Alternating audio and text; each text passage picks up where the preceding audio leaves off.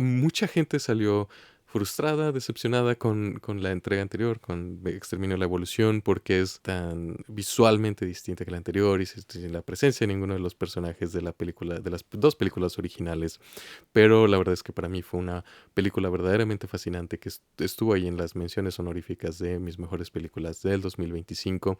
Y afortunadamente Exterminio el Templo de Huesos es una digna secuela de esa película. Aquí esta vez está dirigida por Nia Costa en lugar de Danny Boyle y con un guión también a cargo de Alex Garland, quien también para mí es un talento fascinante. La película inicia casi justo después de donde termina la entrega anterior, ¿no? Con el personaje de Spike, interpretado por Alfie Williams, encontrándose con este grupo de Jimmy y sus dedos, ¿no? Que la película toma un cambio completamente distinto de estilo y nos entrega esta secuencia que parece ser ahí sacada de los Power Rangers, con estos personajes vestidos de colores y que matan un montón de infectados con mucho estilo y se presentan, ¿no? Y que quiere que sean amigos, le dice este Jimmy.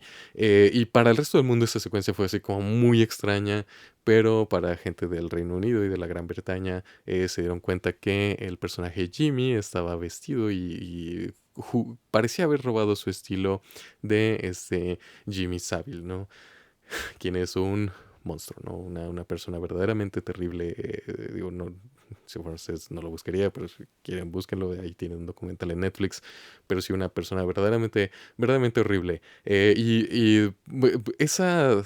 El final de esa película era como la promesa que es realizada en esta, ¿no? Ya con Spike uniéndose a la pandilla de los Jimmys y también sigue al Dr. Yankelson, ¿no? Un personaje verdaderamente fascinante interpretado por Ralph Fiennes. Exterminio por lo general es como la saga como intelectual de zombies, ¿no? Porque no era un virus cualquiera, no era un virus de rabia. Y siempre había como este contexto un poquito más, pues sí, ¿no? Más intelectual, sin ser pretencioso, ¿no?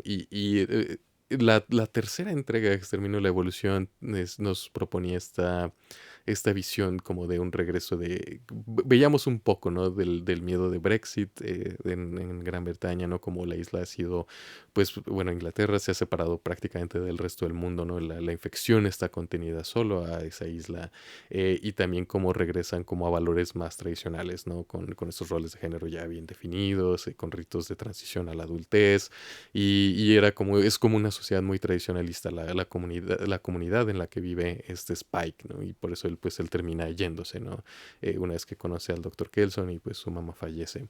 En esta ocasión la temática parece ser la confrontación directa ya entre el dogma y la religión, ¿no? La pandilla de Jimmy, ellos son satanistas, ¿no? O sea, ella es gente que está ahí para torturar a la pobre gente que se les cruce en su camino mientras recorren, pues ahora sí que toda la isla, buscando en hacer, pues sí, sacrificios, ¿no? Lo que ellos consideran caridad para el viejo Nick, ¿no? La forma en la que ellos se refieren al diablo. Y la película pone esta confrontación entre los Jimmys y el doctor Ian Kelson, interpretado brillantemente por Ralph Fiennes, quien es un hombre de ciencia, ¿no? Y creo que la película captura, digo, esta es una película absolutamente brutal, ¿no? Y no en el sentido centennial o de la generación Z de brutales, chidos, sino brutal de que es en realidad terrorífica por las acciones que hay, ¿no? Es una película muy nihilista por mucha parte del tiempo, ¿no? Y es extraño que una película de estudio, y sobre todo una secuela, ¿no? De propiedad intelectual sea así de brutal, así de cruda, así de fuerte. Pero es parte de lo que la historia necesita. O sea, la verdad, nunca se siente como gratuito, ¿no? Es parte de, no solo para establecer la violencia de este mundo, sino la temática, ¿no? Esta lucha de dogma contra ciencia y cómo hay no dos caminos, pero los momentos de crisis siempre nos llevan, ¿no? A elegir, ¿no? Si vamos a elegir el camino de la razón o el camino, ahora sí, de la locura, ¿no? El abandono, ¿no? A quizá otras fuerzas, ¿no? De decir, ¿sabes qué? Pues esto ya se salió de nuestro control, entonces pues vamos a crear una mitología alrededor de esto, que es lo que hace Jimmy, ¿no? Pues sí, ¿no? Su papá, para él, su papá es el diablo y hace toda esta mitología alrededor de él y la película construye muy bien y construye muy bien su confrontación entre estas dos fuerzas con esencialmente el personaje de Spike en medio, ¿no? Spike siempre es pues pieza crucial, ¿no? Lo vimos en la película anterior y ahora en esta, ¿no? Ya no es tanto en sí el desenlace de su historia, que eso vendría en la tercera entrega de esas, bueno, en esta nueva trilogía, ¿no? Bueno, las otras no era una trilogía completa, solo eran dos, pero sería como la conclusión de su arco, creo que vendría hasta ahí. De hecho, aquí quizá uno de los aspectos más débiles de esta película es que no se centra tanto en la historia de Spike, ¿no? Aquí todos son personajes pasivos de la terrible barbarie de este mundo, ¿no? Pero lo contrasta muy bien esta Nia Da Costa con el personaje no solo de Ian Kelson, ¿no? Y el personaje del Alfa, ¿no? Este personaje que vimos en la película previa y cómo evoluciona su relación con él, porque uno de los aspectos que la película nunca olvida y que es bastante refrescante es, bueno, en las películas de zombies, por desgracia, se han vuelto bueno, es el mito del zombie viene de la religión del vodú, creo que se llama, no del vudú como tal, sino del vodú, y pues tenía otras connotaciones, ¿no? Connotaciones espirituales y después ya mutó, ¿no? A ser como parte de este producto de la ciencia, pero siempre había sido por lo general usado como parte de comentario social, ¿no? Para hablar de la situación actual, ¿no? De quizá el capitalismo, el consumerismo nos puede convertir en zombies, ¿no? A todos, como es en las películas de George Romero. Y por desgracia, en tiempos actuales se había vuelto ya más bien por el disfrute de ver de encontrar formas creativas de matar a los infectados, a los zombies, como les querrían decir, ¿no? Sobre todo lo vemos, por ejemplo, en Zombieland, ¿no? Que andan matándolos ahí con pianos y como formas creativas, ¿no? Creo que le dicen la muerte zombie de la semana, ¿no? Pero ahí se perdía un poco de este comentario social, pero creo que Exterminio ha hecho un muy buen trabajo en la previa y ahora esta de volver a darle como no solo comentario social, sino engancharse con la premisa de que este es un virus y que la gente es en realidad gente infectada, ¿no? Y que está ahí aún, ¿no? Como vemos con el personaje del Alfa, solo tienen esta enfermedad que no les permite comportarse como personas, ¿no?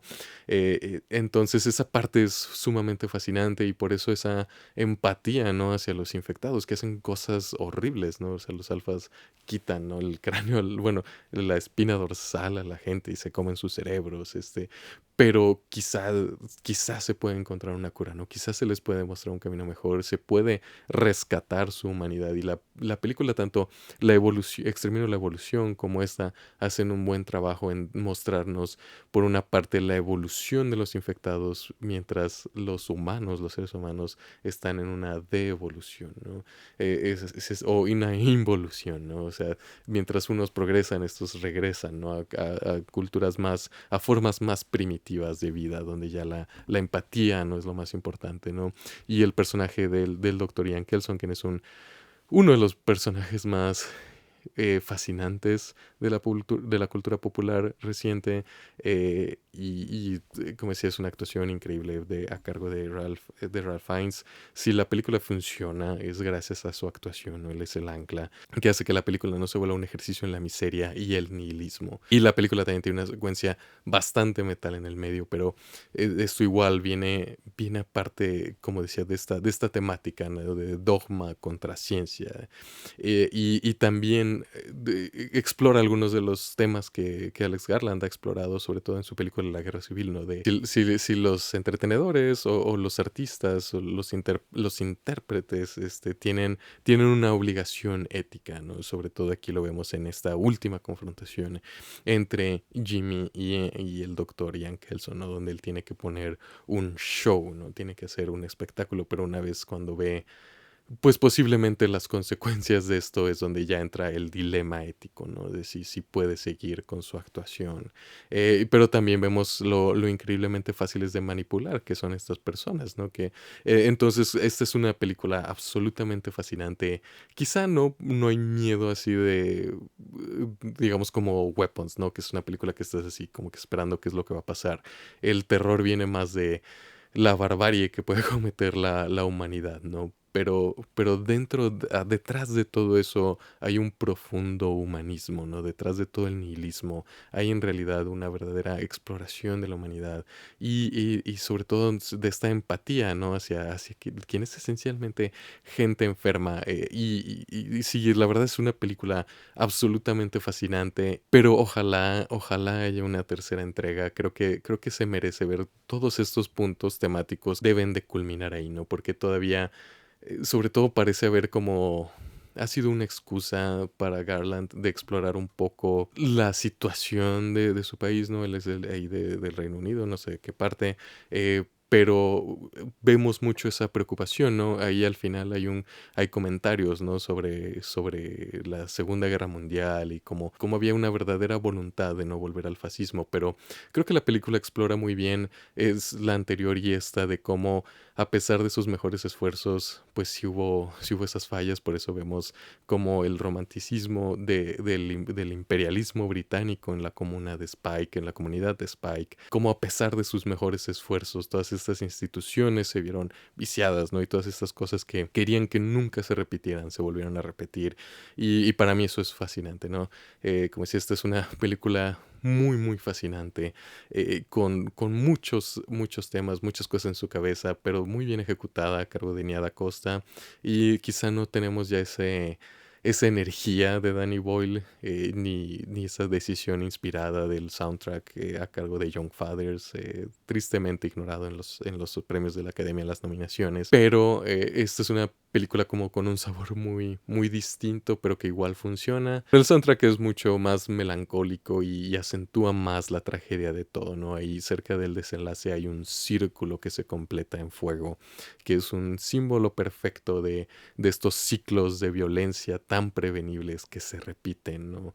Entonces sí, una muy buena película, no disfrutable, absolutamente brutal en el sentido de que es difícil de ver a ratos, pero la verdad siento que sí vale mucho la pena, sobre todo por esta exploración de todos estos temas. Hay mucha riqueza narrativa. Yo soy un alquimista, esta ha sido mi reseña de Exterminio, el Templo de Huesos. Si les gustó, denle me gusta, compártanla con quienes crean que les puede gustar, suscríbanse al canal si no se han suscrito, en realidad ayuda. Y bueno, nos vemos en la próxima.